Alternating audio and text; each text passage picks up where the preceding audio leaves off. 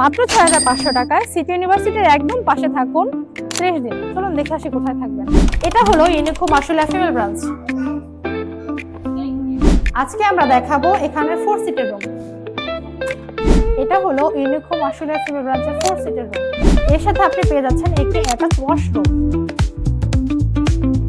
এবং একটি attach balcony.